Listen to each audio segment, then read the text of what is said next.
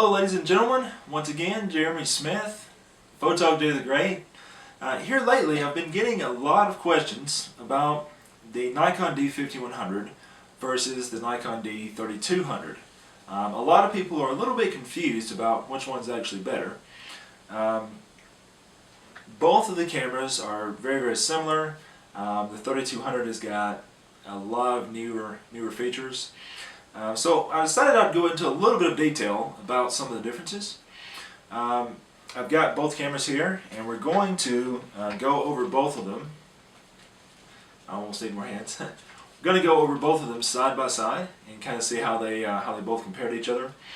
I will go ahead and say right now, even if you don't want to watch the rest of this video, to summarize it all, the D5100, in my opinion, is going to be the best camera for photographers. You know, if you are just starting out and your main interest lies in still photos, and you want to have something that's going to be very solid to start out with, then I would recommend going with the 5100.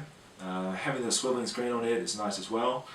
However, if you're looking to do more with video, I would recommend using the D3200. The 3200 is also a little bit better. If you're not going to be using as much with photography, if you just want to do more automatic stuff there, but still have the opportunity to do more with video, that's going to be the better way to go. But we are now going to look at everything in detail as well here. Let's see here. Okay, so I've got Nikon's side up, and I'm looking at the specs side by side on both cameras. Everything's very similar. The first thing that you notice immediately is the difference in resolution. The D5100 is a 16 megapixel camera. The D3200 is a 24 megapixel camera. So quite a change there. Really, we're beyond the point of megapixels these days. Heck, even 12 megapixel cameras were enough. So unless you're just going to print really big, I mean, if you want to print like an 11 by 14 and crop in on it heavily, or if you want to print even bigger than 11 by 14, say 16 by 20s, 20 by 30s, etc., the D3200's resolution is going to come in handy for that. If you just normally, if an enlargement to you consists of an 8 by 10 or 8 by 12 or something like that, then you could be using a 10 megapixel or even a 6 megapixel DSLR and it would be enough. So in short, the resolution is not that much. It's not really anything to be too terribly concerned about. One other question that I got recently was someone was asking me about the differences in the sensor size between the 3200 and 5100. Basically, they're both still classified as APS-C size sensors. Although the size is just slightly different. The 5100 is 23.6 by 15.6 millimeters, and the 3200 is 23.2 by 15.4 millimeters. So just a slight little difference there. Definitely not enough to matter at all, so don't be concerned about that. And let's see here, they both take the same cards. They both do 4 frames a second as well. Which that brings me to another point. In looking at like the D3100, it does 3 frames a second, and so in order to get that little bit faster speed, that 4 frames a second speed, you got to go up to the 5100. But now you've got a camera that's technically below the 5100 in the lineup that shoots at the same speed. That's basically just advances in technology. As camera manufacturers come out with newer cameras, it's very common for the newer but slightly lower in the lineup model to actually perform better in some areas than the previous model that was listed higher. If you look at the D7000 and the Nikon D300S, it's the exact same thing. While the 300S is still built better, my God, there's a lot of racket in my house. You guys will have to excuse the background noise. Anyways, while the D300S is still the better built camera, and while it has the better autofocus system and it's a little faster, the 7000 actually beats it out in terms of features like video. It does 1080p. It shoots almost as fast. and it does better in low light conditions, has 16 megapixels, and on and on. So that's something that's very, very common in cameras in general. I'm sure Nikon will come out with the 5200 sooner than later, that will basically replace the 5100, and it will have a swiveling screen. More than likely it will probably still be 24 megapixels. They'll probably bump the frame rate up a bit, maybe to say 5 frames a second, and then order in Nikon's lineup will be restored again. So let's see here. A little bit of a difference in ISO performance. The 5100 goes up to 25,600 ISO in the H2 setting. The 3200 only has a H1 setting, which allows it to go up to 12,800. So a little slight difference there. Doesn't really matter because with either of these cameras you don't want to use them at even 6400 ISO. It's just going to be too grainy, so I wouldn't be concerned about that. The bigger differences come into play when we start talking about video. Basically the 3200 gives you more options of frame rates. It adds 25 frames a second in addition to the 30 frames and 24 frames if you're shooting 1080p. What's more exciting about it though is the fact that if you drop down to 720p you can actually get 60 frames a second, which can be very good if you do any type of slow motion video or anything like that. On the 5100 the best it can do is, yes, the best it can do is actually 30 frames per second, regardless of whether you're in 720 or 1080p. So definitely a few more options on video on the 3200. We know that the 5100 screen swivels, the 3200 screen does not. They both use the same battery, although the 3200 is just slightly less battery life. It's rated at about 100 shots less than the 5100. Probably just because of the extra processing needed in the 3200 to push around those larger 24 megapixel files, I would imagine. The 3200 actually has a few less scene modes than the 5100, so you know, if you're into that. If you're an advanced amateur photographer, or even if you're just starting out, you're probably going to lean more towards using the more manual settings on the camera anyway, or at least the program mode. So the scene modes aren't going to be as big of a deal, but it is worth mentioning. And of course, the 3200 has some newer features. It has the Wi-Fi module that you can get for it that will actually allow you to transfer photos to like an iPad or iPhone or Android phone or tablet wirelessly. So that's something that's pretty neat as well on the 3200. So as you can see, a little bit better video, a little bit newer features on the 3200. Basically, from a still photographer standpoint, I still lean more towards the 5100. One thing that I did not realize, that I actually just learned today when I was looking over everything, is the fact that the 5100 does 14-bit RAW files and the 3200 still only does 12-bit RAW files. So basically what that means is, if you have a RAW file that contains more information, you can do a little bit more to the file in terms of adjusting color and exposure without actually degrading the quality of the file and causing, you know, banding between color changes and things like that. So definitely that's one of the main reasons why I still say the 5100 is going to be the better camera for a photographer more interested in stills photography. Now we're going to go ahead and take a closer look at both of the controls of each of these cameras side by side. Okay, looking at both camera bodies here, there's actually not that lot of a difference between the controls. All the newer Nikons have a record button up by the shutter release now, so you'll see that present on both these models. One thing that is changed is the live view. So if we look at the 5100 first, you'll notice that the 5100 has its live view right up here, and on this camera it is actually just a little lever like that. So that's basically how it works. On the 3200 they went to a button. I don't particularly have a favorite between the two of those. I think both get the job done well. On the 5100, they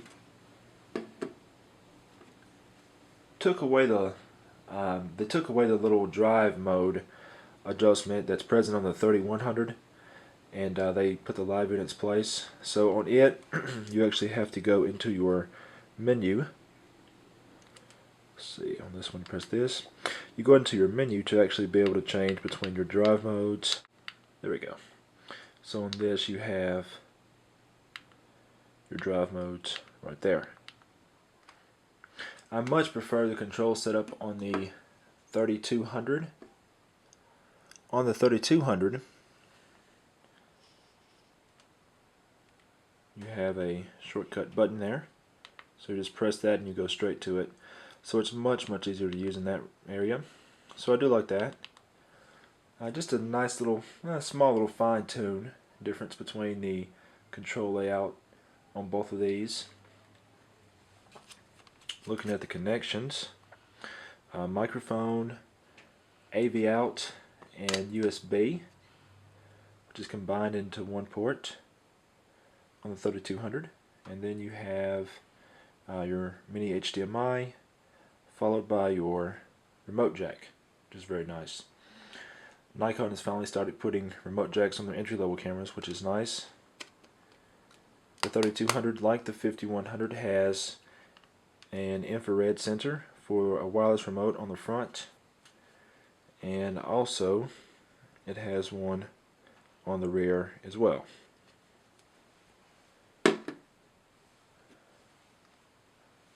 Okay, looking at the 5100 here.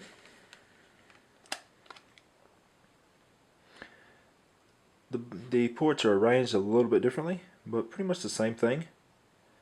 Remote and GPS, and USB combined with AV out, and then you've got your mini HDMI and your microphone jack. So same ports on both these.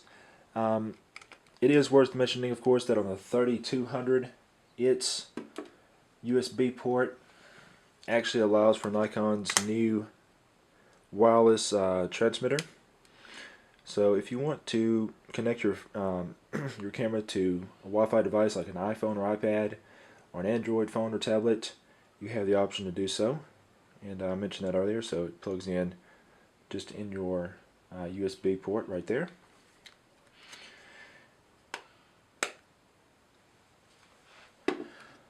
Couple little differences between things. On the 5100, and this further confirms my thoughts about the 5100 being the better camera for still photography. It actually allows you to change your ISO in third stop increments. So that's exactly like that's how it's always been on Nikon pretty much. If you have an entry level model, you know, if you have the entry level, the step up model from the entry level camera always gives you the third stop adjustments, and that's exactly how it is with these cameras. The 3200, while it's newer with better technology, as far as, well, I say better technology, mostly just newer features in terms of video features and the ability for the Wi-Fi transmitter and all that. Since it is still the entry-level model, it doesn't have the ISO adjustments in third stops. It just goes in full stops. So yeah, that definitely further confirms the fact that the 5100 is going to be better if you're looking to get more advanced in still photography, but you don't want to, spend the money to get like a D7000 or something along those lines. So that's basically where we are on that. Both very good cameras. But yeah, if you're going to want to do more with video, despite its lack of a swiveling screen, I still feel like the 3200 is going to be the best option for that. If you are more concerned about still photos, the 5100 is going to be the better from that regard. And then of course there's option number 3, which may be the most preferred option for some. and that is waiting until Nikon comes out with the D5200, which I would imagine would be, if I had to guesstimate, I would say that it's probably going to be sometime in the fall. And then you'll have all the features of the 3200 in terms of all the the newer video features and Wi-Fi capabilities and all that. But you will still have your swiveling screen, and you'll probably have a few other new features as well. We are going to go ahead and take a look at some of the samples here. Adobe finally released a update for Lightroom 4.1, and that added support for the RAW files for the 3200. So now we can finally compare them on equal terms. We're going to go ahead and take a look at that now. Okay, we're taking a look at both the files here. We have the D3200 image on the left and the D5100 image on the right. This is at 3200 ISO. I'm not going to go through a whole bunch of samples with you guys today. I actually didn't have a chance to take a whole lot today, unfortunately. But we have this image here. I believe this one was shot at about a 60th of a second at f4. And the 3200 file, you'll notice, does go a little bit closer, since we were looking at both of these at 1:1. And of course 1:1 is relative to the image size. So with the 3200 image size being a little bit larger, we have the effect of it being a bit zoomed closer.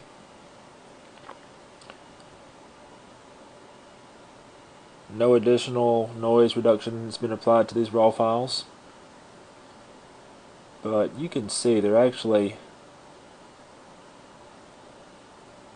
I know that we're all trained to believe that higher pixels on a smaller sensor means more noise always, but just as I said in my review of some of the Sony models, like the NEX7 review,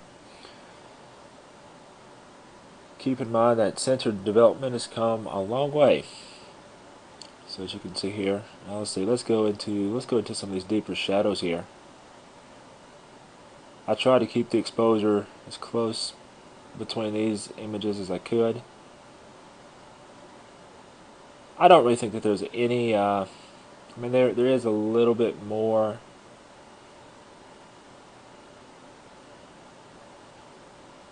perhaps there's just a hair bit more noise in the 3200 file,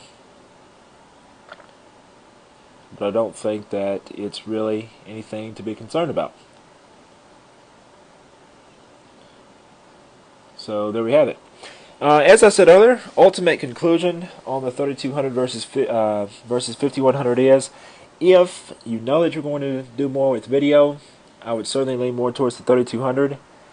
If you want to do more as a still photographer, I would still go towards the 5100 because of the 14-bit RAW files, and just because of the third stop adjustment on the ISO and smaller little differences like that.